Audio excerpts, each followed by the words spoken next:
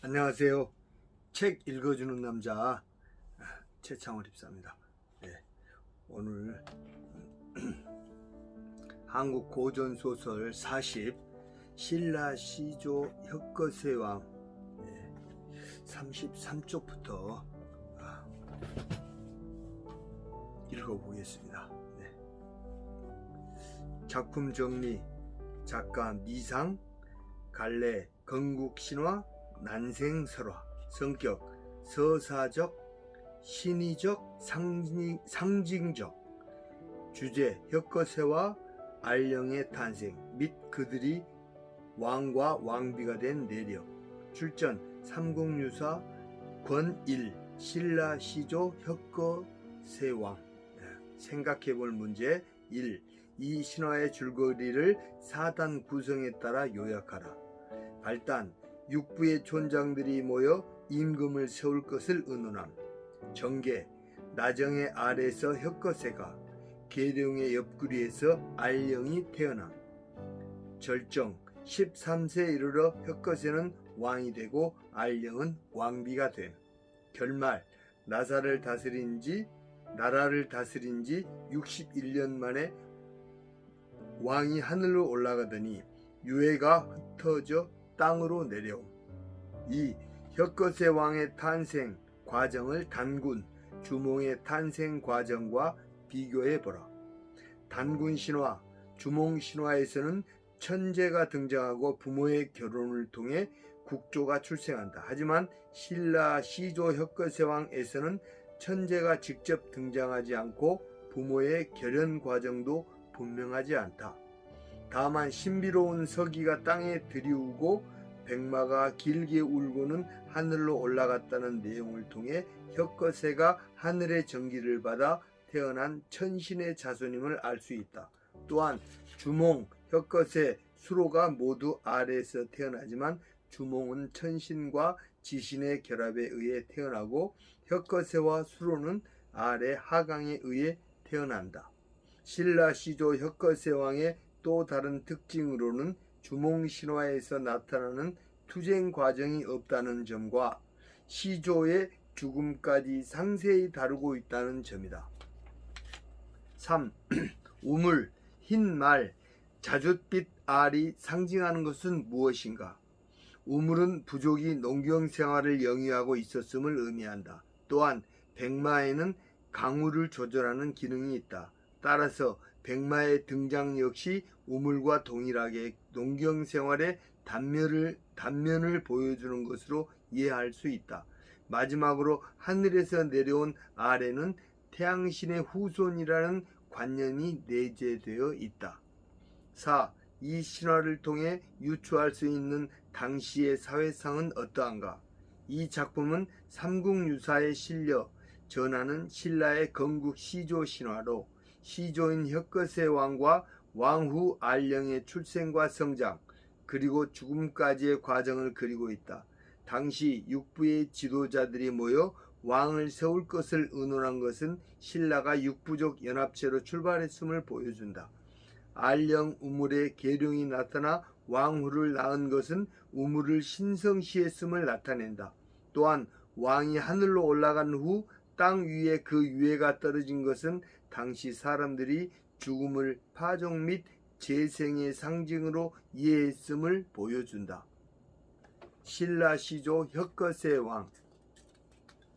중국 전한 지절 원년 인자 3월 초하루에 육부의 촌장들이 저마다 자제를 거느리고 회의를 하기 위해 알천 언덕 위에 모였다. 육부는 알천, 양산촌, 돌산 고허촌, 무산 대수촌, 취산 진지촌, 금산 가리촌, 명활산 고야촌, 이렇게 육부를 말합니다. 우리에게는 위의 군림의 백성을 다스려 갈 임금이 없다. 이에 뭇 백성을 다스리지 못하므로 백성이 모두 방일, 제대로 꺼리낌 없이 방탕하게 놈, 방일하여 제 멋대로 행동하니 덕이 있는 분을 찾아 임금으로 삼아서 나라도 세우고 도읍을 세우는 것이 마땅하다. 그들이 높은 곳에 올라가서 남쪽을 바라보니 양산 아래 나정이란 우물가에 번갯빛 같은 이상한 기운이 땅에 드리웠다. 그곳엔 흰말 한 마리가 꿇어 앉아서 절하는 형상을 하고 있었다. 그곳을 찾아가 살펴보니 자줏빛 알 한 개가 있었다. 말은 사람들을 보고 길게 소리를 뽑아 울더니 하늘로 올라가 버렸다. 그 알을 깨보니 사내 아이가 있었다. 그 모습이 단정하고 아름다웠다. 모두 놀라 이상하게 여겨 동천에서 목욕을 시켰더니 몸에서 광채가 나고 새와 짐승이 덩달아 모두 춤을 췄다. 이내 하늘과 땅이 진동하고 해와 달이 더욱 청명하게 비추었다.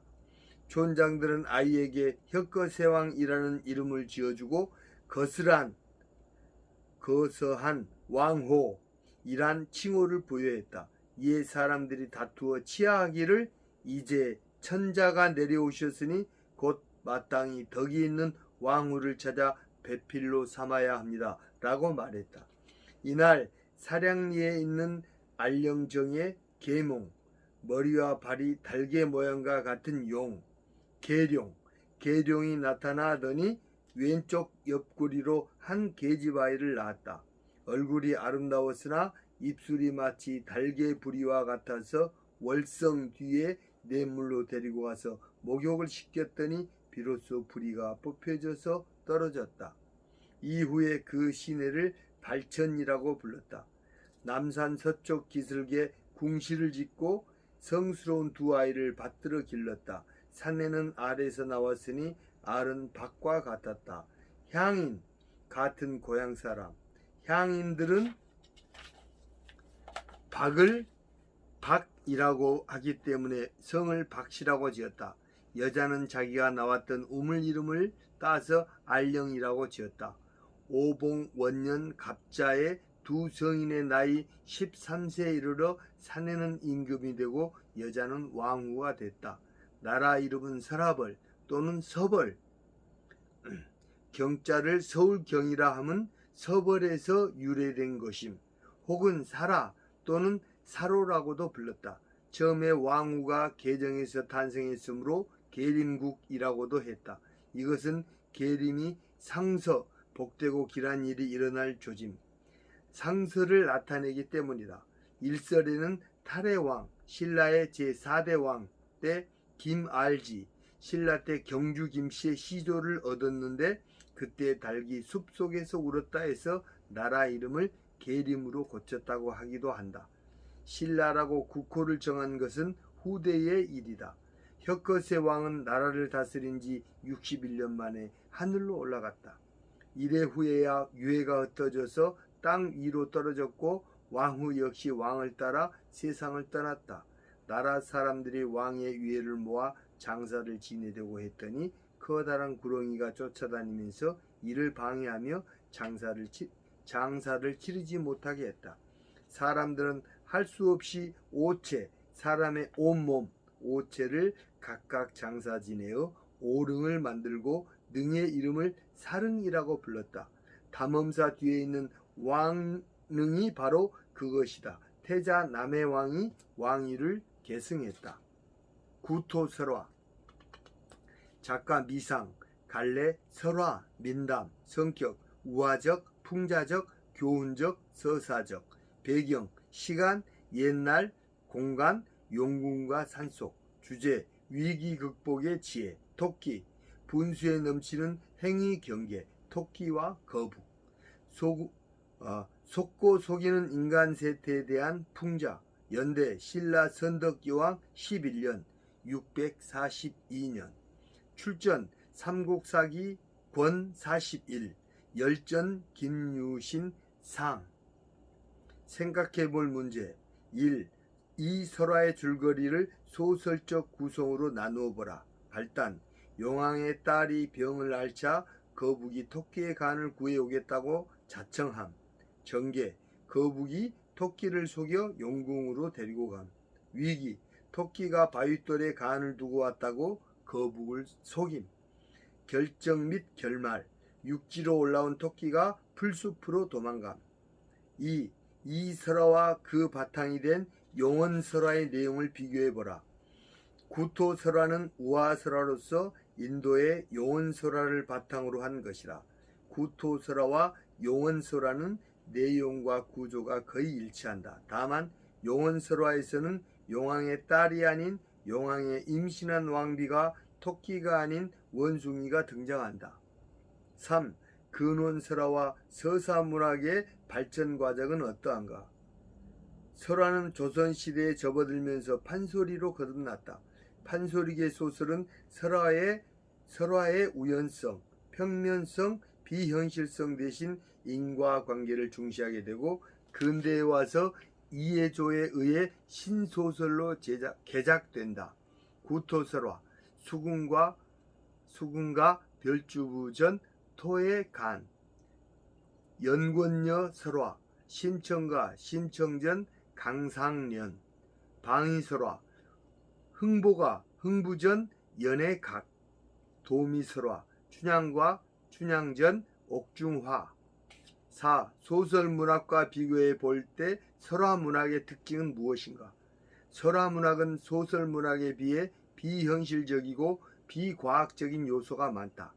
소설의 특징인 허구성이 좀 더 강조되는 것이다. 또한 설화문학은 이야기의 흐름이 평면적이고 우연적이다. 즉 갈등 구조가 복잡한 현대 소설과 달리 단순하고 상투적인 갈등과 결말을 보여준다.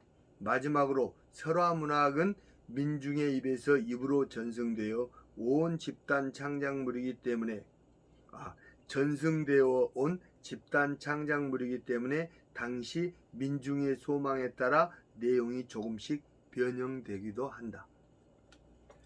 구토설화. 옛날에 동해 용왕의 딸이 병들어 앓아 누워 있었다. 의원은 용왕에게 토끼의 간을 구해 약을 만들어 먹이면 능히 나을 것이라고 말했다. 그러나 바닷속에는 토끼가 없으므로 어떻게 할 도리가 없었다. 이때 거북이가 용왕에게 아뢰기를 신이 토끼의 간을 구해오겠습니다 했다.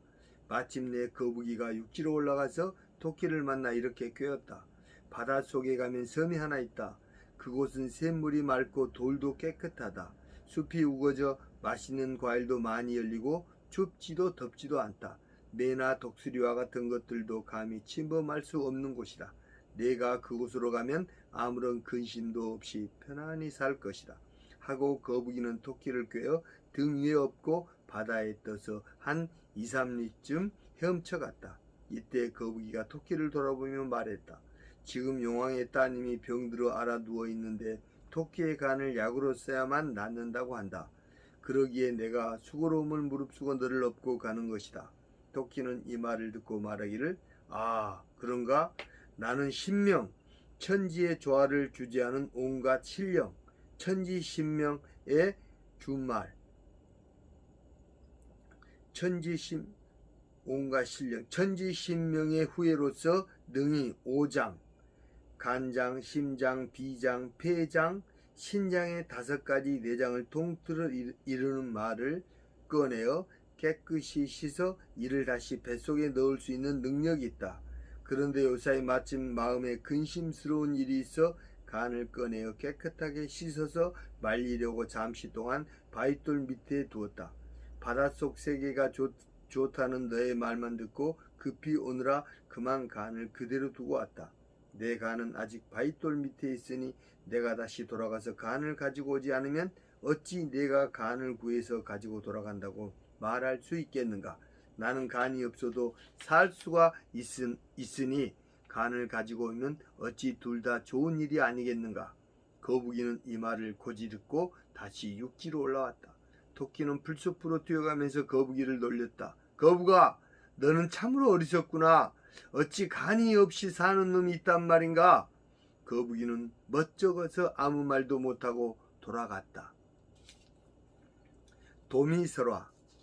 작품 정리. 작가 미상, 갈래, 연려설화. 성격 교훈적, 저항적, 서사적. 배경 시간 백제 계루왕 제위 128년부터 166년. 때 공간 백제. 주제 도미처의 정절, 칭송 및 지배계층의 횡포 폭로, 출전 삼국사기 권 48, 열전. 생각해볼 문제. 1. 연려설화의 전형인 이 설화는 후대의 작품에 어떻게 반영되었는가? 도미설화는 지배층이 권력을 이용해 민간의 여자를 빼앗으려는 사건을 담은 관탈 민녀설화다. 도미의 아내는 계루왕의 유혹과 갖은 술책을 물리치고 남편을 위해 정제를 지킨다. 이런 유형의 설화는 후대 연려 이야기의 근원이 되었는데 춘향전 창작의 설화적 모티프를 제공하고 박종화의 아랑의 정조의 기본틀이 되기도 했다. 특히 춘향전에서 탐관 오리인 변학도가 춘향에게 수청을 요구하는 것은 관탈 민녀형 설화의 대표적 예라 할 수 있다. 또한 도미설화와 유사한 구전설화로는 우렁각시, 민담과 제주도, 삼방덕 설화를 들 수 있다. 2. 계루왕과 도미의 여성관은 어떻게 다른가? 도미설화에서 한 가지 주목할 점은 계루왕과 도미의 여성관이다. 계루왕은 여성의 정조란 믿을 수 없다는 견해를 갖고 있다. 마음이 움직이지 않는 자가 적다는 말은 계루왕이 여성에 대해 부정적 태도를 지니고 있음을 보여준다. 도미는 사랑의 심리란 측량하기 어렵다고 다소 회의적인 태도를 보이면서도 자신의 아내만은 철저히 신임하고 있다. 결과적으로 도미는 인간 긍정의 태도를 보여주고 있다. 도미설화. 백제 사람 도미는 비록 미천한 백성이었지만 인간의 도리와 의리는 알았다. 그의 아내는 용모가 아름답고 절행, 절개를 지키는 행실, 절행이 있어 사람들이 칭찬에 마지 않았다. 계루왕, 백제의 제4대 왕. 계루왕은 이를 전해 듣고 도미를 불러 말했다. 무릇 부인의 덕이 정결, 정조가 굳고 행실이 깨끗함. 정결하다 하나 어둡고 사람이 없는 곳에서 잘 꿰기만 하면 마음이 변할 사람이 많을 것이다. 도미 가로되 사람의 마음은 헤아릴 짐작으로 가늠하여 살필 헤아릴 수 없사오나 신의 아내는 비록 죽는 한이 있어도 딴 뜻을 지니지 않을 것입니다. 왕은 이를 시험하고자 하여 사건을 만들어 도미를 머물게 했다. 그런 뒤 한 근신, 임금을 가까이에서 모시던 신하, 근신에게 왕의 의복을 입히고 말을 태워 도미의 집으로 보냈다. 그 집 사람에게 먼저 왕이 왔다 하고 그 아내에게 이르되 내 오랫동안 네가 아름답다는 말을 듣고 좋아한 지 오래다. 도미와 내기를 내서 이겼으므로 너를 얻게 되었다. 이후부터 너의 몸은 내 것이다. 내 일은 너를 들여 궁인으로 삼겠노라 하고 드디어 범하려고 할 때 도미 부인이 가로되 왕께서 거짓말을 하실 리 만무하므로 제가 왕의 말씀에 따르겠습니다. 대왕께서는 먼저 방으로 드시옵소서. 옷을 갈아입고 뒤따라 들어가리다. 그런 후 한 비자, 계집종 비자를 단장시켜 왕이 있는 방에 들여보냈다. 그 뒤 왕은 속은 것을 알고 크게 노하여 도미의 두 눈을 빼낸 뒤 배에 태워 강에 띄워 보냈다. 그러고는 도미 부인을 궁으로 잡아들였다. 왕이 강제로 붙들고 놀려하매 도미 부인이 가로되 내 이제 남편을 잃었으니 홀몸으로 누구를 의지하겠습니까? 더구나 대왕의 뜻을 어찌 어기겠습니까? 지금은 월경으로 몸이 더러우니 다른 날에 목욕을 하고 오겠습니다. 왕은 도미 부인의 말을 믿었다. 도미 부인은 밤을 틈타 도망쳐 나왔지만 앞에는 강물이 흐르고 뒤에는 군사들이 쫓아오고 있었다. 도미 부인이 하늘을 우러러보며 통곡하니 조각배가 물결을 타고 떠내려왔다. 도미 부인은 조각배를 잡아타고 천성도에 갔다. 남편을 만나보니 풀뿌리로 연명하고 있었다. 그들은 함께 배를 타고 고구려로 갔다. 그들은 고구려 사람들이 준 의복과 음식으로 구차한 생활을 하며 일생을 마쳤다.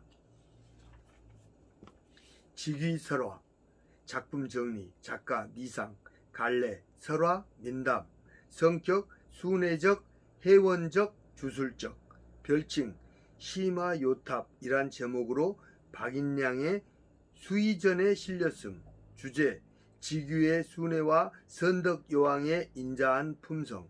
출전 대동음부군옥 1589년. 생각해볼 문제 1. 이 설화의 줄거리를 4단 구성으로 나누어 엮어보라. 발단 아름다운 선덕여왕을 본 즉위가 상사병을 앓게 됨. 전개 여왕과 함께 절에 간 즉위가 잠을 자는 바람에 여왕과 헤어짐. 위기 즉위는 여왕이 놓고 간 금팔찌를 안고 기뻐하다 화신으로 변모함. 절정 및 결말 여왕이 지은 주문으로 화재를 예방하게 됨. 2. 이 설화에 나타난 불, 잠, 금팔찌, 바다는 각각 어떤 역할을 하는가? 직위설화는 사랑의 정념을 화재 예방을 위한 풍속과 연관시켜 문학적으로 형상화한 것이다. 여왕과 가장 가까이 있을 수 있는 시간에 직위가 잠을 자도록 이야기를 구성한 의도는 여왕에 대한 직위의 사랑이 허망한 것임을 보여주기 위한 것이다. 여왕이 주고 간 금팔찌는 직위에 대한 연민의 정을 나타낸다. 금팔찌는 직위의 가슴에 욕망의 불을 붙여놓는다. 욕망의 불은 바다로 제압하는 것이 순리다. 바다는 너그러운 생명의 모태로서 모든 것을 소멸시키는 불과는 대립적인 관계에 있다. 욕망의 불을 끄고 나면 서로 보지도 친하지도 않게 될 것이다. 이 설화는 선덕여왕이 주문을 지어 불귀신의 원한을 달래 물리치게 된 내력을 말하고 있다. 따라서 일종의 한풀이 기능을 가진 서사문학으로 보기도 한다. 직위설화 신라 선덕여왕 때 활리역에 직위라는 젊은이가 살았다. 하루는 서라벌에 나갔다가 행차하는 선덕여왕을 보았다. 여왕이 어찌나 아름다웠던지 그는 한눈에 여왕을 사모하게 됐다. 진평왕의 맏딸인 선덕여왕은 성품이 인자하고 지혜로울 뿐만 아니라 용모가 아름다워서 모든 백성으로부터 칭송을 받았다. 그래서 여왕이 행차를 하면 여왕을 보려고 사람들이 몰려나와 거리를 온통 메웠다. 직위도 그런 사람들 틈에서 여왕을 한 번 본 뒤에 혼자 여왕을 사모하게 된 것이다. 직위는 잠도 자지 않고 밥도 먹지 않고 정신이 나간 사람처럼 선덕여왕을 부르다가 그만 미치고 말았다. 그는 거리를 뛰어다니며 이렇게 외쳐댔다. 아름다운 여왕이여, 나의 사랑하는 선덕여왕이여. 어느 날 여왕이 행차를 하는 날이었다. 그때 골목에서 직위가 선덕여왕을 부르면서 나오다가 사람들에게 붙들렸다. 사람들이 웅성거리자 여왕은 관리에게 물었다. 도대체 무슨 일이냐? 어떤 미친 사람이 여왕 앞으로 뛰어나오다가 다른 사람들에게 붙들려서 그러하옵니다. 왜 나에게 온다는데 붙잡았느냐? 아래옵기 황송하오나 저 사람은 직위라고 하는 미친 사람인데 여왕님을 사모한다고 하옵니다. 관리는 큰 죄나 지은 사람처럼 머리를 숙이며 말했다. 고마운 일이로구나. 여왕은 혼잣말처럼 이렇게 말하고는 직위가 자신을 따라오도록 관리에게 지시한 다음 절을 향해 출발했다. 여왕의 명령을 전해 들은 사람들은 모두 깜짝 놀랐지만 직위는 매우 기뻐서 춤을 덩실덩실 추며 여왕의 행렬을 뒤따랐다. 선덕여왕이 절에 이르러 부처에게 불공을 올리는 동안 직위는 절 앞에 탑 아래 앉아서 여왕이 나오기를 기다렸다. 그러나 여왕은 좀채 나오지 않았다. 시간이 흐를수록 직위는 안타깝고 초조했다. 기다리다 지친 직위는 그만 그 자리에서 잠이 들고 말았다. 여왕은 불공을 마치고 나오다가 탑 아래에서 잠든 직위를 보았다. 여왕은 그가 가엾다는 듯이 물끄러미 바라보고는 팔목에 감았던 금팔찌를 벗어서 직위의 가슴에 놓은 뒤 궁궐로 돌아갔다.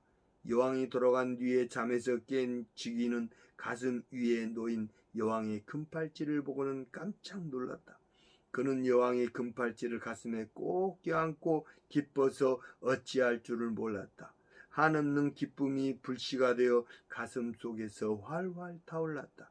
그러다가 온몸이 불덩어리가 되는가 싶더니 이내 숨이 막히는 것 같았다. 가슴 속에서 타고 있던 불길이 몸 밖으로 터져나와 직위는 어느새 새빨간 불덩어리가 되고 말았다. 처음에는 가슴이 타더니 다음에는 머리와 팔다리로 옮아가 마치 기름이 묻은 솜뭉치처럼 활활 타올랐다. 지기가 있는 힘을 다해 탑을 잡고 일어서자 불길은 탑으로 옮겨져서 이내 탑도 불기둥으로 변했다. 지기가 꺼져가는 숨을 내쉬며 멀리 사라지는 여왕을 따라가려고 허우적 걸어가자 몸에 있던 불기운이 거리까지 퍼져 온 거리가 불바다를 이루었다. 그 이후부터 지기는 불귀신이 되어 온 세상을 떠돌아다니게 되었다. 사람들이 불귀신을 두려워하자 선덕여왕이 불귀신을 쫓는 주문을 지어 백성에게 내놓았다. 지기신중화, 소신변화신, 유의창해외, 불견불상친. 지기의 마음속에서 일어난 불이 몸을 태워 화신으로 변했네. 푸른 바다 밖으로 멀리 흘러갔으니 보지도 말고 가까이 하지도 말지어다. 백성들은 여왕이 지어준 주문을 써서 대문에 붙였더니 비로소 불기운이 멈췄다. 이런 일이 있은 뒤 사람들은 이 노랫말로 화제를 억눌렀는데 이는 불귀신이 된 자기가 선덕여왕의 뜻만 쫓기 때문이라고 한다. 연호랑 새오녀. 작품 정리. 작가 미상, 갈래, 설화, 1월 신화. 성격 서사적, 전설적. 배경 시간 신라 제8대 아달라 왕 때. 공간 영일현. 주제 광명의 상실과 회복. 1월 신의 새로운 세계. 일본. 개척. 특징 우리나라 유일의 1월 신화. 출전 삼국유사 권일. 연호랑 새오녀. 생각해볼 문제 1. 이 설화의 줄거리를 4단 구성에 따라 요약하라. 발단 바위가 연호랑을 싣고 일본으로 건너감. 전개 연호랑은 왕이 되고 뒤이어 바위를 타고 온 새오녀는 왕비가 됨. 위기 신라에서는 해와 달이 광채를 이룸. 절정 및 결말 새오녀가 짠 세초를 보내니 해와 달의 전기가 되살아남.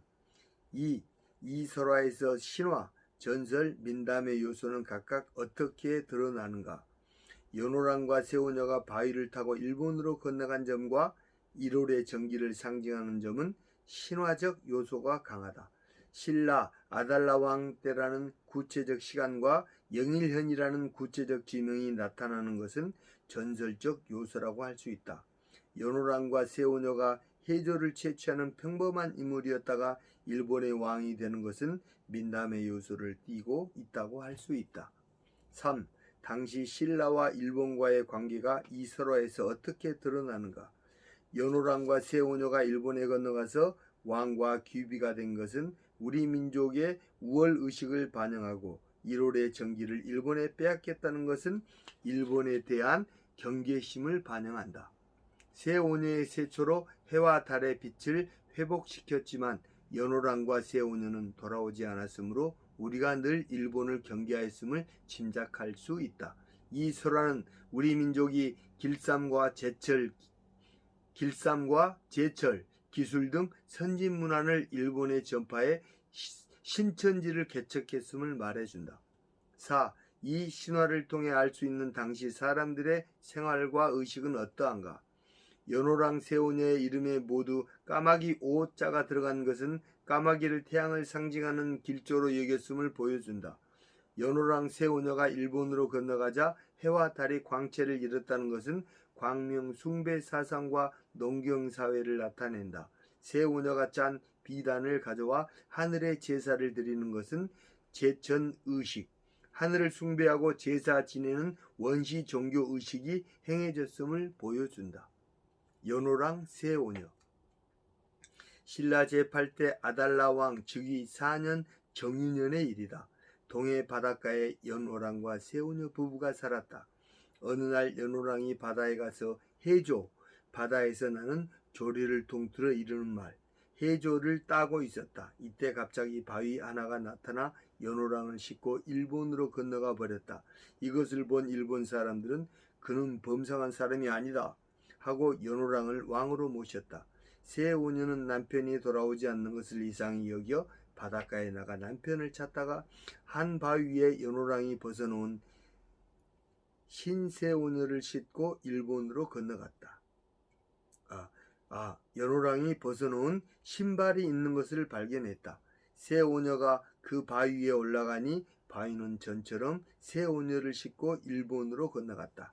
그 나라 사람들이 놀라 왕에게 아뢰니 마침내 부부가 서로 만나게 되었고 새오녀는 귀비, 임금의 아내를 일컫는 말, 귀비가 됐다. 이때 신라에서는 까닭 모르게 해와 달의 광채를 잃으니 일관이 왕에게 아뢰었다. 해와 달의 정기가 우리나라에 있다가 일본으로 건너가 버렸기 때문에 이런 병괴가 생긴 것입니다. 왕은 일본으로 사자를 보내 두 사람이 돌아오도록 부탁했다. 연호랑은 사자에게 말했다. 내가 이 나라에 온 것은 하늘의 뜻이니 어찌 돌아갈 수가 있겠소. 그러나 나의 비가 짠 세초, 고운 비단, 세초를 줄 터이니 이것으로 하늘의 제사를 드리면 빛을 찾을 수 있을 것이오. 연호랑이 사자에게 비단을 주니 사자가 돌아와서 왕에게 사실대로 고했다. 그의 말대로 하늘의 제사를 올리니 해와 달이 예전처럼 빛났다. 이에 그 비단을 어고, 대궐 안에서 임금이 쓰는 곡간, 어고에 간수하고 국보로 삼았다. 그 곡간의 이름을 귀비고라 했고 하늘의 제사 올린 곳은 영일현 또는 도기야라 했다. 화왕계, 작가와 작품 세계, 설총 655년에 태어나고 죽은 것은 기록되지 않습니다. 신라 경덕 왕 때 학자 원효 대사가 아버지고 요석 공주가 어머니다. 신라 10편, 최치원, 설총, 최승우, 최언휘, 김대문, 박인범, 원걸, 왕거인, 김웅경, 김수훈 가운데 한 사람으로서 강수, 최치원과 함께 신라 삼문장으로 꼽힌다. 증보 문헌 비고의 경주 설시의 시조로 기록되어 있다. 설총이 향차를 집대성한 것이 설총 이두 창제설로 잘못 알려지기도 했다. 향가 표기식 방법인 향찰은 설총 이전인 568년 진흥왕 29년 북한산 비봉에 세운 진흥왕 순수 비문에 나타나 있다. 또한 향찰 표기 작품인 서동요, 해성가가 진평왕 때, 풍요가 선덕여왕 때 이미 있었다. 설총은 육경을 읽고 새기는 방법을 창안해 한문을 국어화하고 유학을 발전시키는데 공헌했다. 작품 정리, 갈래, 창작설화, 우화, 성격, 풍자적, 우원적, 주제, 제왕의 도리에 대한 충언, 의, 우리나라 최초의 창작설화이고 가전체의 원류임, 의인체, 설화의 효시임, 연대 신라 신문왕 때, 출전 삼국사기 권 46, 설총열전. 생각해볼 문제 1. 이 설화의 줄거리를 5단 구성에 따라 엮어보라. 발단, 온갖 꽃을 능가하는 하왕이 나타남.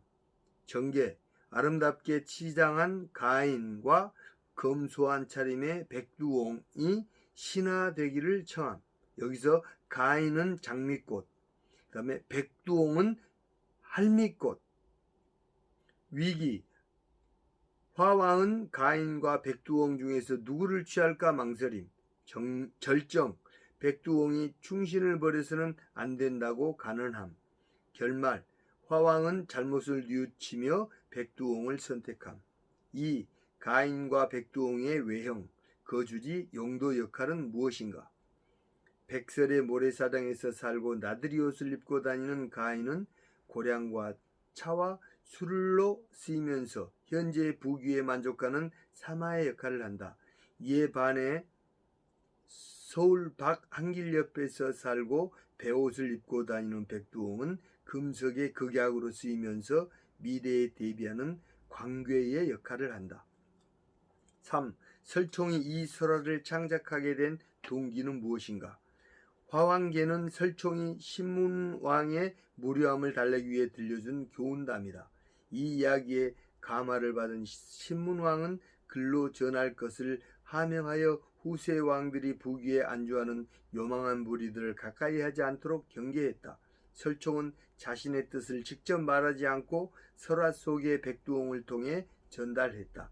이처럼 다른 대상에 빗대어 넌지시 말하는 방식을 우언이라고 한다. 꽃을 의인화해 인간 세계를 빗댄 이 설화는 문학적 표현 방식의 새로운 영역을 개척함으로써 고려 중기의 가전체 소설인 임제의 화사에 영향을 주었다. 화왕계. 화왕이 꽃 중의 왕, 모란을 이름. 화왕이 처음 이 세상에 나와 향기로운 동산에 자리 잡았다. 화왕은 푸른 휘장, 여러 폭의 피륙을 이어 만든 장막, 휘장으로 둘러싸여 있었는데 삼춘가절, 봄철 석 달의 좋은 시절, 삼춘가절을 맞아 빼어나게 예쁜 꽃을 피우니 모든 꽃들 중에 유달리 아름다웠다. 이에 멀고 가까운 곳에서 온갖 꽃들이 화왕을 보려고 다투어 모여들었다. 문득 한 미인 가인이 화왕 앞으로 나왔다. 붉은 얼굴에 옷 같은 치아를 가진 가인은 탐스러운 감색 나들이 옷을 입고 무희처럼 얌전하게 아장거리며 걸어와 화왕에게 아뢰었다. 이 몸은 백설의 모래사장을 밟고 거울같이 맑은 바다를 바라보며 자랐습니다. 봄비가 내릴 때는 비로 목욕하여 몸의 먼지를 씻었고 상쾌하고 맑은 바람이 불 때는 그 속에서 유유자적하며 지냈습니다. 제 이름은 장미라 하옵니다. 임금님의 높은 덕을 익히 듣고 꽃다운 침소에 그윽한 향기를 더하고자 찾아왔습니다. 청컨대 임금님께서는 이 몸을 받아주십시오. 이때 머리가 백발인 장부 하나가 베옷을 입고 허리에는 가죽띠를 두르고 손에는 지팡이를 짚은 채 둔중한 걸음으로 앞으로 나와 공손히 허리를 굽히며 말했다. 이 몸은 서울 밖 한길 옆에 사는 백두옹, 머리가 흰 노인 할미꽃을 의미함. 백두옹이라 하옵니다. 아래로는 창망, 넓고 멀어서 아득함. 창망한 들판을 내려다보고 위로는 우뚝 솟은 산 경치를 바라보고 있습니다. 가만히 살펴보건대 어떤 신하는 고량 진미, 기름지고 살찐 고기와 좋은 곡식으로 만든 음식, 고량과 향기로운 차와 술로 수라상을 받들어 임금님의 식성을 흡족하게 하고 정신을 맑게 해드리고 있사옵니다. 또 어떤 신하는 고리적에 보관해둔 양약으로 임금님의 원기 회복을 돕고 금석의 극약으로서 임금님의 몸에 있는 독을 제거해 줄 것입니다. 옛말에 이르기를 군자 된 자는 비록 사마, 명주실과 삼실, 최선의 것을 의미. 사마가 있어도 광괴, 풀 이름, 관은 도롱이와 삿갓을, 괴는 돗자리를 짜는 원료, 차선의 것을 의미. 광괴를 버리지 않고 부족할 때를 대비한다라고 하였사옵니다. 임금님께서도 이러한 뜻을 지니고 계신지 모르겠나이다. 한 신하가 화왕에게 아뢰었다. 장미와 백두홍이 왔는데 임금님께서는 누구를 취하고 누구를 버리시겠습니까? 화왕이 이렇게 대답했다. 장부의 말도 도리가 있기는 하나 가인은 얻기 어려우니 이를 어찌할꼬. 그러자 장부가 앞으로 나와 말했다. 제가 이렇게 찾아온 것은 총명하신 임금님께서 모든 사리를 잘 판단하신다고 들었기 때문입니다. 그러나 지금 배우니 그렇지 않아 보입니다. 무릇 임금님으로서 간사하고 아첨하는 자를 멀리하고 정직한 자를 가까이 하는 이가 드뭅니다. 때문에 맹자는 불우한 가운데 일생을 마쳤고 풍당 한나라 알릉 사람으로 어진 인재였지만 벼슬이 평생 난관에 머물렀다고 함. 풍당은 난관, 정오품 통덕랑 이하의 당화관을 통틀어 이르던 말. 난관으로 지내며 머리가 백발이 되었습니다. 예부터 이러하오니 저라고 그들과 다르겠습니까? 잘못을 깨달은 화왕은 마침내 다음의 말을 되풀이했다. 내가 잘못했도다. 조신몽, 작품 정리, 작가 미상, 갈래, 환몽, 설화, 전설, 성격, 환몽적, 불교적, 서사적, 교훈적, 주제, 세속적 욕망의 무상함, 의의,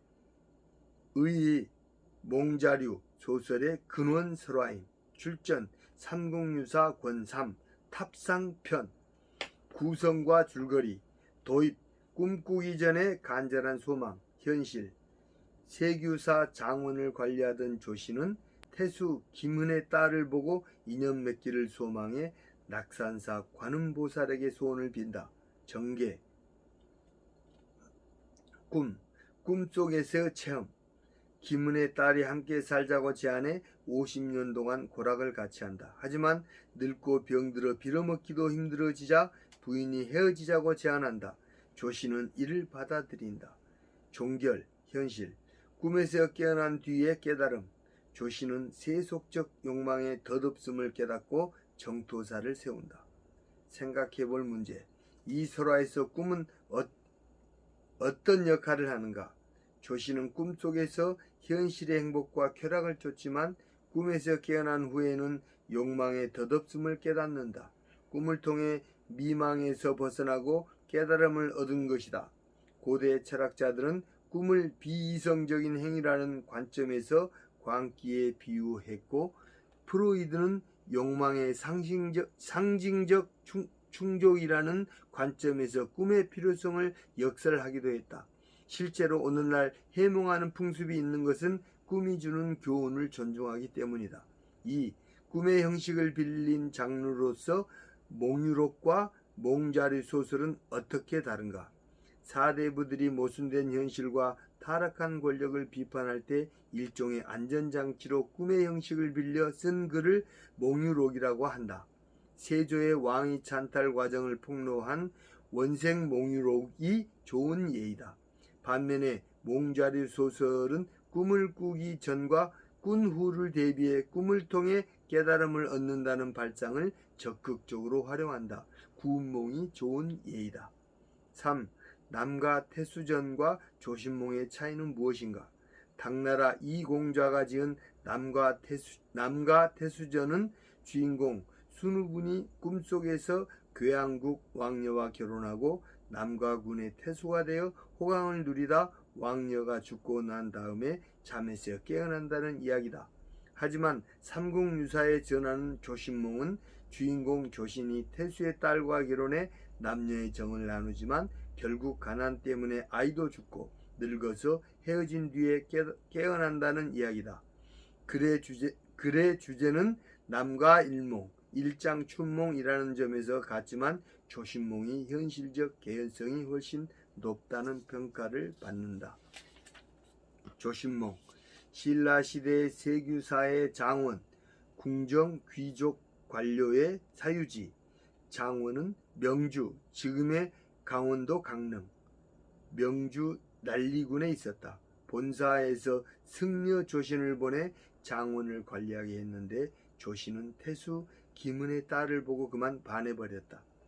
조신은 남몰래 여러 번 낙산사 관음보살 앞에 가서 그 여인과 함께 살 수 있게 해달라고 빌었다. 그로부터 몇 해가 흘러 여인에게는 배필이 생겼다. 조신은 불당 앞에 가서 관음보살이 자신의 소원을 들어주지 않는다고 원망하며 날이 저물도록 슬피 울다가 잠이 잠시 들었다. 꿈속에 갑자기 김씨 낭자가 기쁜 낯빛으로 하고 문으로 들어와 활짝 웃으면서 말했다. 저는 일찍이 스님을 잠깐 뵌 뒤로 마음속으로 사랑해서 잠시도 잊지 못했으나 부모의 강요에 못 이겨 억지로 다른 사람에게 시집을 갔었습니다. 그러나 지금 부부가 되기를 원해서 이렇게 찾아왔습니다. 조씨는 크게 기뻐하며 낭자와 함께 고향으로 돌아갔다. 조씨는 그녀와 40여 년 동안 함께 살면서 자녀를 5이나 두었다. 집이라곤 4벽이 전부였고 음식마저도 계속 먹을 수 없었다. 조씨는 형편이 너무 어려워 식구들을 이끌고 사방으로 다니면서 걸식하며 지냈다. 이렇게 10년 동안 최하를 헤매다 보니 옷은 갈래갈래 찢어져 몸도 가릴 수 없게 되었다. 명주 해혈령을 지날 때 15살 되는 큰아이가 굶어 죽자 통곡하면서 길가에 묻었다. 조신 내외는 남은 4식구를 데리고 우곡현으로 가서 길가에 모 띠나 이영 따위로 지붕을 이어 만든 집 모옥을 짓고 살았다. 이제 내외가 늙고 병이 든 데다 굶주려서 일어나지도 못했다. 그 후 10살 되는 계집아이가 밥을 동냥하다가 개에게 물렸다. 아이가 신음하며 누워 있었으나 부모는 하염없이 눈물만 흘렸다. 부인이 눈물을 씻더니 갑자기 이렇게 말했다. 처음 당신을 만났을 때 저는 젊고 아름다웠으며 깨끗한 옷을 입고 있었습니다. 음식 하나도 당신과 나눠 먹었고 옷 한 벌도 나누어 입었습니다. 제가 집을 나온 뒤 50년 동안 정은 깊어지고 사랑은 굳어졌으니 실로 당신과 두터운 인연이라 하겠습니다. 그러나 해마다 병이 깊어지고 굶주림과 추위가 심해지는데도 겹방살이나 하고 있고 이제는 보잘것없는 음식조차 빌어먹을 수가 없게 되었으니 문전걸식하는 부끄러움은 산더미보다 더 무겁습니다. 아이들이 추위에 떨고 배고파해도 돌봐주지 못하는 처지에 어찌 부부간의 정을 나눌 수 있겠습니까? 꽃다운 얼굴과 화사한 웃음도 풀 위에 있으리요 지초와 난초 같은 약속도 바람에 나부끼는 버들가지나 마찬가지입니다. 이제 저는 당신에게 누가 되고 저는 당신으로 인해 근심스럽습니다. 가만히 지난날의 즐거운 일들을 생각해보니 바로 그것이 근심의 시작이었습니다. 당신과 제가 어찌해서 이런 지경에 이르렀습니까? 묻 새가 함께 굶어 죽는 것보다는 차라리 짝 이런 난조, 중국 전설에 나오는 상상의 새, 난조가 거울을 향해 짝을 부르는 게 나을 것입니다. 추우면 버리고 더우면 가까이 하는 것은 인정상 차마 못할 일입니다. 하지만 행하거나 행하지 않는 것은 사람의 힘으로 되는 것이 아니고 헤어지고 만나는 것도 운수가 있는 것입니다. 원컨대 제 말에 따라 헤어지기로 합시다. 조씨는 부인의 말을 듣고 옳게 여기고 각자 아이를 둘씩 데리고 떠나려 했다.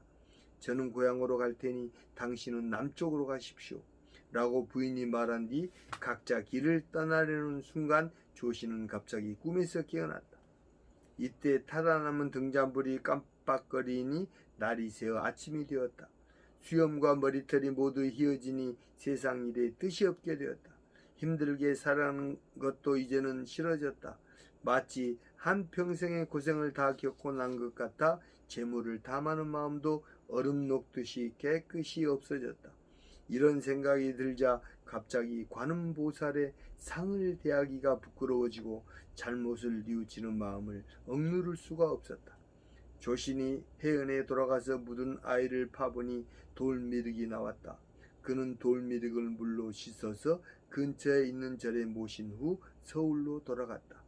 장원을 맡은 책임을 내놓고 사제를 틀어 정토사를 지었으며 후에도 착한 일을 많이 했다.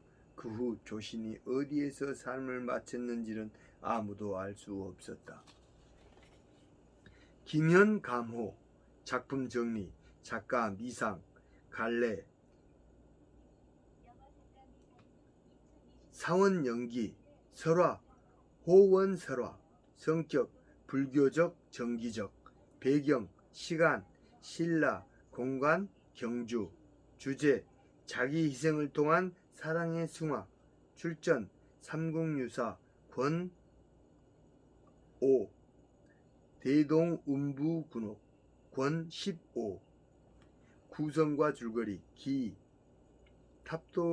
탑돌이에서 만난 처녀 신라 원성왕 때 김현이라는 청년은 밤늦게 홍륜사의 탑을 돌다가 아름다운 처녀를 만나 사랑에 빠진다.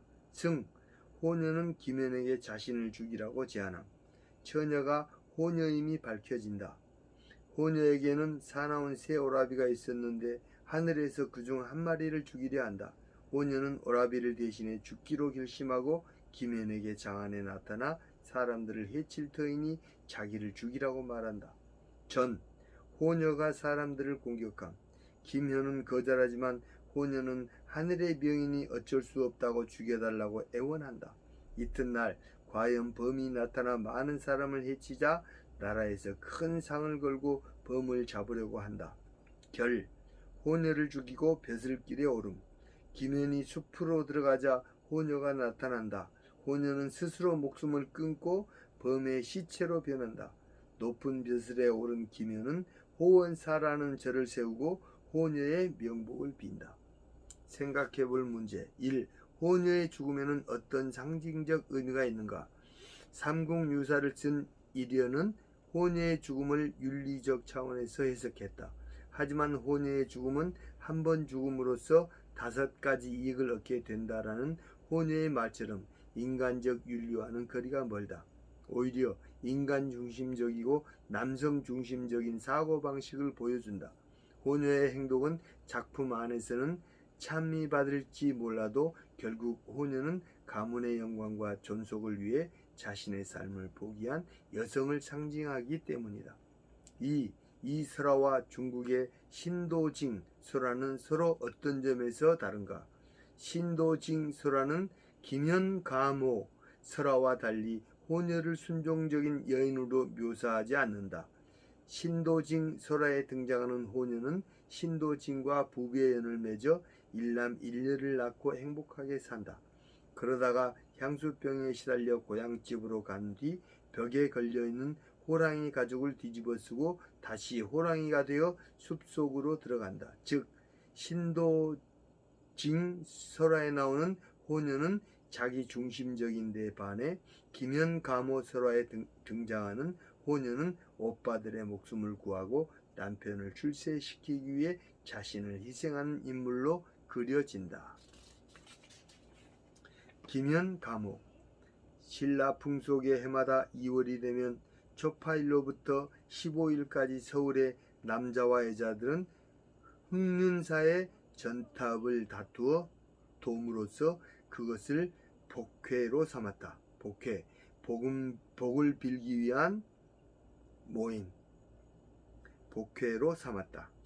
원성왕 때 낭군 김연이 밤이 깊도록 홀로 탑을 돌면서 쉬지 않았다. 이때 한 처녀가 불경을 외우면서 김연을 따라 돌았다. 그러다가 서로 정이 움직여 눈길을 주었다. 김연은 탑돌이를 마치자 처녀를 구석진 곳으로 이끌고 가서 관계했다. 처녀가 집으로 돌아가려 하자 김연이 따라갔다. 처녀가 사양하고 거절했으나 김연은 억지로 따라갔다. 서산 기슭에 이르러 한 초가에 들어가니 늙은 할미가 처녀에게 물었다. 함께 온 이가 누구냐? 처녀는 사실대로 말했다. 늙은 할미가 말했다. 비록 좋은 일이라도 안 한 것보다 못하다. 그러나 이미 저지른 일이니 나무랄 수도 없다. 그를 구석진 곳에 숨겨두어라. 네 형제들이 나쁜 짓을 할까 두렵구나. 처녀는 김연을 이끌고 가서 구석진 곳에 숨겼다. 조금 뒤에 3마리의 범이 으르렁거리면서 오더니 사람의 말로 말했다. 집 안에서 비린내가 나는구나. 요깃거리를 찾던 차에 어찌 다행이 아닐꼬. 늙은 할미와 처녀는 꾸짖었다. 너의 코가 잘못이지 무슨 미친 소리냐. 이때 하늘에서 외쳤다. 너희들은 생명을 너무 많이 해치는구나. 한 놈을 죽여서 너희들의 악을 징계하겠다. 새 짐승이 그 소리를 듣고 모두 근심하는 기색이어서 처녀가 말했다. 세 분 오빠가 멀리 피해가서 스스로 징계하겠다면 제가 그 벌을 대신 받겠습니다. 새 오빠는 기뻐하며 도망갔다. 처녀가 들어와 김연에게 말했다. 처음에 저는 낭군이 우리 집에 오시는 것이 부끄러워 짐짓 사양하고 거절했으나 이제는 숨김없이 감히 진심을 말하겠습니다. 또한 저와 낭군은 비록 같은 유는 아니지만 하루 저녁의 즐거움을 같이 했으니 부부의 의를 맺은 것입니다. 이제 새 오빠의 악을 하늘이 미워하시니 우리 집안의 재앙을 제가 혼자 당하려 하는데 다른 사람의 손에 죽는 것과 낭군의 칼날에 죽어서 은덕을 갚는 것이 어찌 같겠습니까? 제가 내일 시가에 들어가 사람들을 해치면 사람들이 저를 어찌할 수 없으므로 임금께서 반드시 높은 벼슬을 내세워 사람을 모집해 저를 잡게 할 것입니다. 그때 낭군은 겁내지 말고 저를 쫓아 성 북쪽의 숲속까지 오시면 제가 그곳에서 낭군을 기다리고 있겠습니다. 사람과 사람끼리 관계함은 인륜의 도리지만 다른 유와 관계함은 대개 떳떳한 일이 아니오. 우리는 잘 지냈으니 진실로 하늘이 복을 내린 것이오. 그런데 어찌 배필의 죽음을 바라서 벼슬을 바랄 수 있겠소? 낭군께서는 그런 말씀을 하지 마십시오. 제가 이렇게 일찍 죽음을 맞이하는 것은 하늘의 명령이며 제 소원입니다. 또한 낭군의 경사요, 우리 일족의 복이며 나라 사람들의 기쁨입니다. 제가 한번 죽음으로써 5가지 이익이 갖추어지는데 어찌 그것을 어길 수 있겠습니까? 다만 저를 위해 절을 지어 불경을 외우고 논의함, 강해 좋은 과보, 인과응보를 얻는데 도움을 주신다면 은혜가 이보다 더 큰 것이 없겠습니다. 마침내 둘은 서로 울면서 작별했다. 다음 날 과연 사나운 범이 성 안으로 들어와서 사람들을 해쳤으나 감히 이를 당해낼 수 없었다. 원성왕은 이 소식을 듣고 영을 내려 말했다. 범을 잡는 사람은 이 급의 벼슬을 주겠다. 김현은 대궐로 나가 아뢰었다. 소신이 그 일을 해내겠습니다. 이에 임금은 벼슬부터 먼저 주어 그를 격려했다. 김현이 칼을 쥐고 숲속으로 들어가니 범은 낭자로 변해 반가이 웃으면서 말했다. 어젯밤에 저와 낭군의 정이 서로 결합된 일을 잊지 마십시오. 오늘 저의 발톱에 상처를 입은 사람은 모두 흑륜사의 장을 그 상처에 바르고 그 절의 나발 소리를 들으면 상처가 나을 것입니다. 낭자는 김현이 찾던 칼을 뽑아 스스로 목을 찔렀다. 그러고는 곧 범으로 변했다. 김현은 숲에서 나와 사람들에게 거짓말을 했다. 내가 지금 범을 잡았소. 그러나 그 사유는 숨기고 말하지 않았다. 다만 시키는 대로 상처를 치료하니 상처가 모두 나았다. 지금도 민간에서는 범에게 입은 상처에게는 그 방법을 쓴다. 김현은 벼슬하자 서천가에 절을 지어 호원사라 이름 짓고 상시 범망경을 강해 범의 저승길을 인도하고 범이 제 몸을 희생해 자기를 성공하게 한 은혜에 보답했다. 김현이 죽을 때 지나간 일에 깊이 감동해 붓으로 적어 전기를 만들었으므로 세상에서는 그제야 비로소 알게 되었다. 그래서 그 글의 제목을 논호림이라 했는데 지금까지 일컬어 온다. 발아대기, 작품 정리, 구술, 채록, 김복순 구술, 최정여, 서대석 채록, 갈래, 서사, 무가, 무속 서사시, 성격, 주술적, 신화적, 서사적, 무속적, 교훈적, 주제, 발아대기가 겪는 고난과 소원 성취의 과정, 출전, 경상북도 영일지방의 무가, 구성과 줄거리, 발단, 7번째 공주를 산속에 버림, 딸만 6을 낳은 불라국의 오구대왕은 7번째로 태어난 발아대기, 버려진 아이라는 뜻, 발아대기 공주를 내다버린다. 산속에 버려진 발아대기 공주를 학이 나타나 채간다. 전개, 오구대왕이 병에 걸림. 오구대왕이 병에 걸려 서천서역국으로 가 약수를 구해야 한다.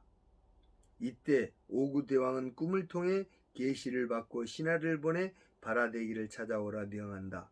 신하는 까막까치가 알려준 곳으로 가 발아대기를 찾는다. 위기, 발아대기의 모험.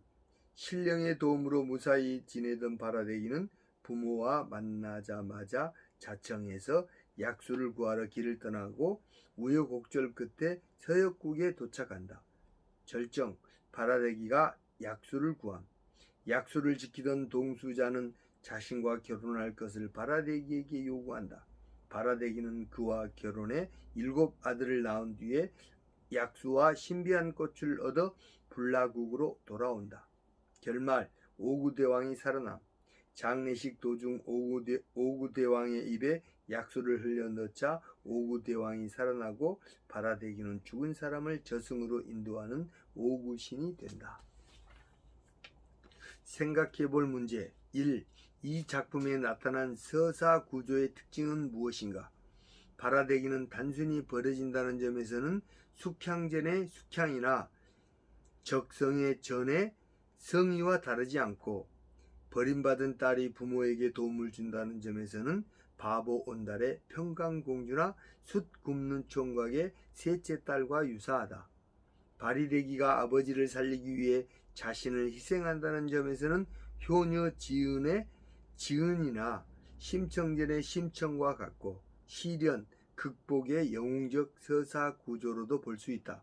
요컨대 발아대기 이야기는 기아, 남몰래 아이를 내다 버림, 기아 구약, 약을 구함, 구약 회생의 과정을 거치는 효행설화다. 2. 이 작품의 구전 양식인 무가의 특징은 무엇인가? 무가는 주술적 기능이 강조된 무당의 노래다. 신에게 복을 빌거나 화를 피하기 위한 노래라는 점에서 무가는 무속인뿐만 아니라 일반인에게도 중요한 의미가 있다. 더욱이 무가는 주술적 기능과 함께 오락적, 문학적 기능도 동시에 가지고 있다. 즉, 구판이라는 축제장에서 펼쳐지는 일종의 구비문학, 입에서 입으로 전해오는 문학, 구비문학이라고 할 수 있다. 3. 황석영의 소설 발아대기에서 양녀수에 해당하는 것은 무엇인가? 황석영의 소설에 나오는 발아대기는 자신을 버린 부모를 만나기는커녕 오히려 딸을 사고로 잃게 된다. 이후 환상 속에서 생명수를 찾아 서천국으로 여행을 떠나고 결국 그 생명수란 것이 동네에서 밥해 먹는 샘물이라는 사실을 알게 된다. 이는 생명수가 먼 곳에 있지 않고 우리 가까이 있으며 바로 자신의 마음속에 있다는 것을 강조한 것이라고 볼 수 있다. 발아대기가 진정한 무당으로 거듭날 수 있었던 것은 바로 이러한 깨달음에 근거한다. 발아대기 앞부분 줄거리. 옛날 어느 왕국의 왕이 즉위해 결혼을 하기 전에 문복, 점쟁이에게 기륭을 묻는 일, 문복을 한다. 점쟁이는 금년에 결혼을 하면 공주만 7을 낳을 것이고 내년에 결혼을 하면 왕자 3을 낳을 것이라고 한다. 왕은 점쟁이 말을 따르지 않고 그에 해 결혼을 했는데 왕비는 공주만 6을 낳는다. 점쟁이의 예언대로 되자 왕은 왕자를 낳게 해달라고 신에게 치성을 드린다. 왕과 왕비는 성스러운 태몽을 꾸고 7째 아기를 낳았으나 또 공주였다. 화가 난 왕은 7번째 공주를 옥함에 넣어 강물에 띄워버린다. 석가 세존의 지시를 받은 바리공덕의 할아버지와 바리공덕 할머니는 바리공주를 구출한 뒤 양육한다. 바리공주가 15살이 되었을 때 왕은 병이 들고 꿈에 청해동자, 신선의 시중을 든다는 푸른 옷을 입은 사내아이, 청해동자가 나타난다. 청해동자는 하늘이 내려준 바리공주를 버린 죄로 병이 들었으니 병을 고치려면 바리공주를 찾아 신선세계의 약수를 구해 먹어야 한다고 말한다. 충성스러운 신하가 고생 끝에 바리공주를 찾아오고 6 언니가 모두마다 한 일을 자청해 바리공주 홀로 약수를 구하러 길을 떠난다. 7번째 공주를 불러내어 부모 소양, 봉양, 부모 소양 가르느냐? 국가의 은혜와 신세는 안 졌지만은 어마어마한 배 안에 10달 들어있던 공으로 소녀가 가겠습니다. 거동시위, 군사들의 호의를 받음, 거동시위로 해주랴? 구수덩, 오색 구슬로 꾸민 가마, 구수덩, 싸덩, 비단으로 꾸민 가마, 싸덩을 주랴? 필마당기, 홀로 한 마리 말을 탐, 필마당기로 가겠나이다. 사승포, 고해적삼 오승포, 두루마기 짚고 쌍상투, 머리를 둘로 갈라 틀어올린 상투, 쌍상투 짜고 세페레이, 새로 만든 페랭이, 닷죽, 5죽, 한 죽은 10개, 무쇠주랑, 무쇠지팡이, 짚고 은지개에 금줄 걸어 매고 양전, 왕과 왕비, 양전마마 수결, 확인 표시, 수결받아 바지끈에 매고 6 형님이여 삼천궁녀들아 대왕양 마마님께서 한날 한시에 승하하실지라도 나 돌아올 때까지 기다려서 인산거동 임금이 죽어 상해가 나가는 것 인산거동 내지 마라. 양전마마와 6 형님에게 하직하고 골문 밖으로 내다르니 갈 바를 알지 못하는구나. 우여 슬프다. 선후망 먼저 죽은 사람이나 나중에 죽은 사람. 선후망의 암호 망제 어느 망자 망제 어느 망자 망제 7번째 공주 뒤를 쫓으면은 서방 정토 극락세계 후세 발원 남자되어 연화대 부처상과 보살상을 앉히는 자리 연화대로 가는 날이로성이다. 아기가 주랑 지팡이를 한 번 휘둘러 짚으니 한 천리를 가나이다. 2번을 휘둘러 짚으니 2 천리를 가나이다. 3번을 휘둘러 짚으니 3 천리를 가나이다. 이때가 어느 때냐? 춘삼월 호시절이라. 이와 도화 백꽃과 복숭아꽃 이와 도화 만발하고 향화 방초 향기로운 꽃과 상스러운 풀 향화 방초 흩날리고 누른 꾀꼬리는 양류 버드나무 양류 사이로 날아들고 앵무 공작 깃 다듬는다. 뻐국새는 벗 부르며 서산에 해는 지고 월출 동령 달이 동쪽에 있는 제에서 떠오름 월출 동령 달이 솟네. 앉아서 멀리 바라보니 어령성 어둑어둑해짐 어령성 금바위의 반송 키가 작고 가지가 밖으로 퍼진 소나무 반송이 덮었는데 석가세존이 지장보살과 아미타불과 설법 불교의 교의를 풀어 밝힘 설법을 하는구나. 아기가 가까이 가서 삼배 나삼배 삼배 또 삼배 삼삼구배를 드리니 내가 사람이냐 귀신이냐 이곳은 날김생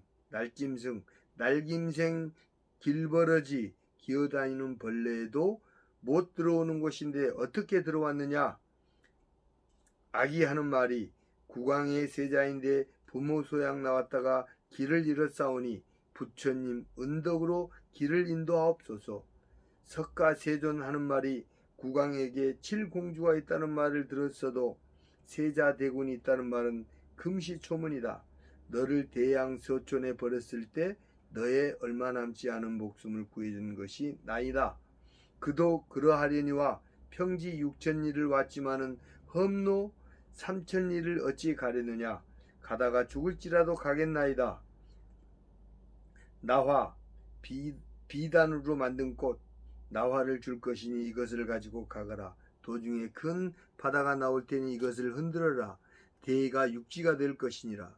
가시성 가시나무 울타리로 둘러진 성 가시성 철성이 하늘에 닿은 듯하니 부처님 말씀을 생각하고 나화를 흔드니 팔 없는 귀신 다리 없는 귀신 눈 없는 귀신 억만귀졸 온갖 잡스러운 귀신 귀졸이 악마구리 많은 사람이 모여서 시끄럽게 떠드는 모양. 악미구리는 잘 우는 참개구리 앙바구리 끌듯 하는구나. 칼산지옥 불산지옥 84,000 모든 지옥문을 열어 10왕 저승에서 죽은 사람을 재판하는 10명의 대왕 10왕 갈이 10왕으로 이 사람 지옥 갈이 지옥으로 보낼 때 우여 슬프다.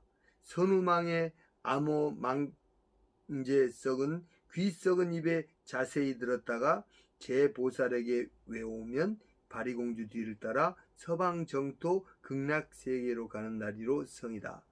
아기가 한 곳을 바라보니 동에는 청유리, 장문, 담장의 난문, 장문이 서 있고 북에는 흑유리, 장문이 서 있고 한가운데는 정열문, 여성의 행실이나 지조가 고둠을 기리기 위해 세운 문, 정열문이 서 있는데 무상신선이 서 있다.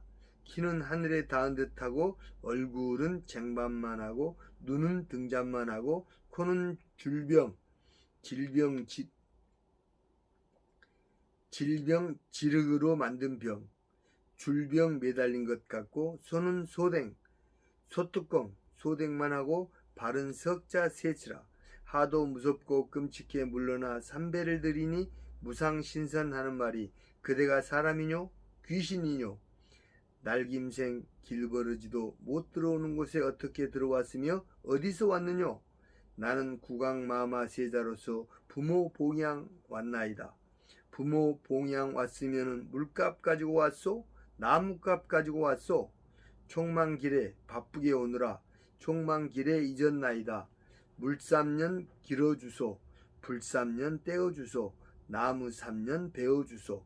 석 3년 9회를 살고 나니 무상신선하는 말이 그대가 앞으로 보면 여자의 몸이 되어 보이고 뒤로 보면 국왕의 몸이 되어 보이니 그대하고 나하고 100년 가약을 맺어 7 아들 산전받아 낳아주고 산전받아가면 어떠하뇨. 부모 봉양할 수 있다면 그렇게 하겠소. 천지로 장막을 삼고 등나무 등측으로 베개 삼고 잔디로 요를 삼고 떼구름으로 차일 햇볕 가리개를 삼고 샛별로 등불과 촛불을 삼아 초경 저녁 7시에서 9시 사이에 허락하고 이경 밤 9시부터 11시 사이 이경에 머무시고 삼경 밤 11시에서 새벽 1시 사이 삼경에 사경 오경에 근연 가까이에 인연을 맺음. 근연 맺고 7 아들 산전받아 준 연후에 아기하는 말이 아무리 부부 정도 중하지만 부모 소양 점점 늦어갔네. 초경에 꿈을 꾸니 은바리가 깨져 보입디다. 이경에 꿈을 꾸니 은수저가 부러져 보입디다. 양전마다 한날 한시에 승하옵신 게 분명하오. 부모 봉양 늦어가오. 그대 깃던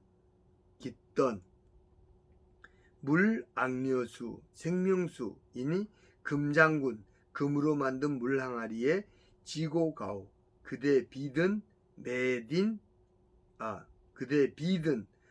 배든 나무는 잘 살아 살을 살리는 것 나무는 살살이 살을 살리는 것 살살이 뼈살이 뼈를 살리는 것 뼈살이니 가지고 가오. 중략 앞바다 물 구경하고 가오. 물 구경도 경이 없소. 경황 꽃동산에 꽃 구경하고 가오. 꽃 구경도 경이 없소. 전에는 혼자 호라비로 살아왔거니와 이제는 7 아들 호라비가 되어 어찌 사나 7 아기 데리고 가오. 그도 부모 소양이면 그리하여이다. 큰 아기는 걷게 하고 어린 아기 업고 무상신선하는 말이 그대 뒤를 쫓으면 어떠하오? 여필 종부라 했으니 그도 부모 소양이면 그리하여이다. 한 몸이 와서 9 몸이 돌아가오. 뒷부분 줄거리 바리공주가 돌아와 보니 왕과 왕비는 이미 죽어 상여가 나가고 있었다. 바리공주는 약수로 왕과 왕비를 살린다. 왕은 바리공주의 공을 인정해 소원을 들어준다. 바리공주는 무신이 되어 무당의 재향을 받고 7 아들은 저승의 대왕이 되고 무상신선은 산신이 된다. 오늘 여기 68조까지 오늘 읽었습니다.